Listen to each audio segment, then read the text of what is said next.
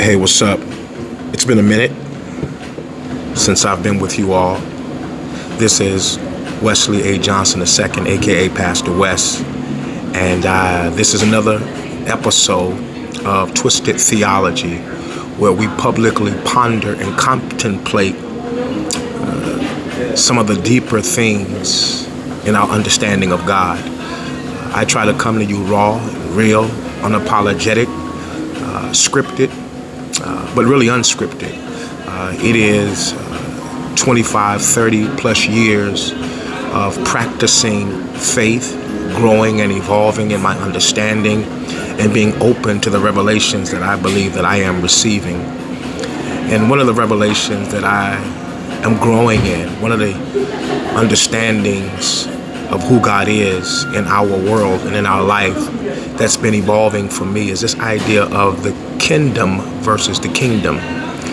The kingdom, I think, is a monarchical understanding of who God is. It is reflective of man's desire to rule, to be dominant, and even subjugating. I think a more appropriate understanding of Jesus' message of the kingdom, as found in Matthew, found in Mark, found in Luke, is the kingdom.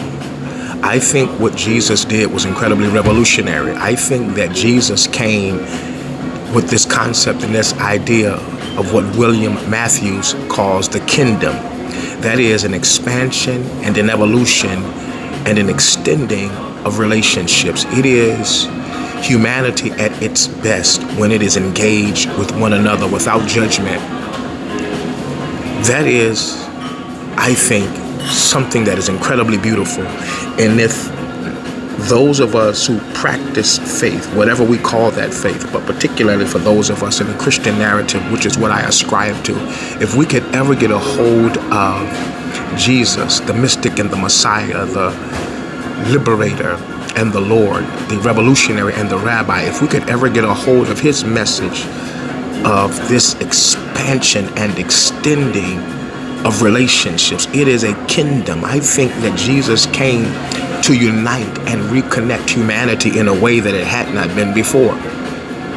What if we approached our faith, our expression of faith, our religious doctrine and dogma from that vantage point?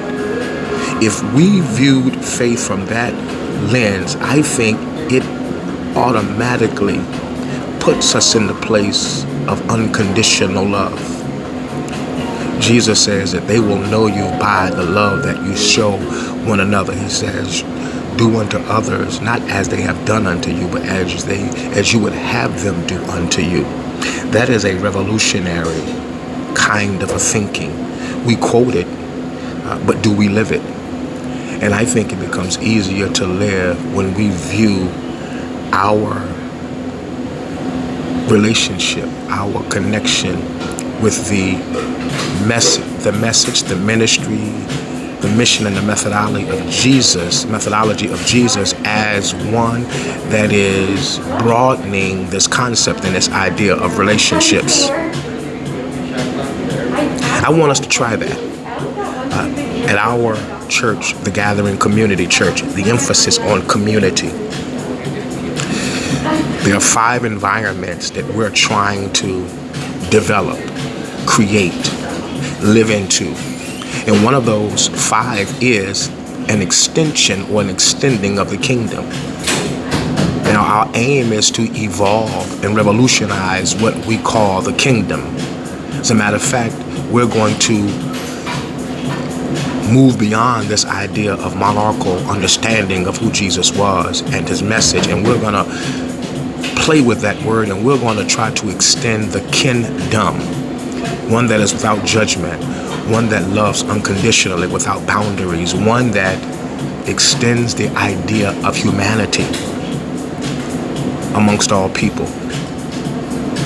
I believe that this is an opportunity in our world now to reimagine, reinterpret, and then represent Jesus' message. And then I think his words of thy kingdom come, thy will be done on earth as it already is in heaven becomes a reality and not just some ethereal abstract ideology. Well, that's all I got today. I am literally in New York celebrating my 27th anniversary with my wife, and it has been a journey, ups and downs, as anyone in relationships knows.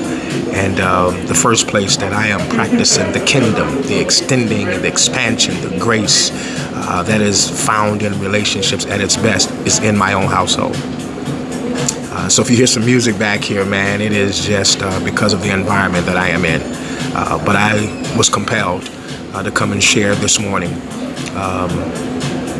just about what's been going on in my head, this idea of the kingdom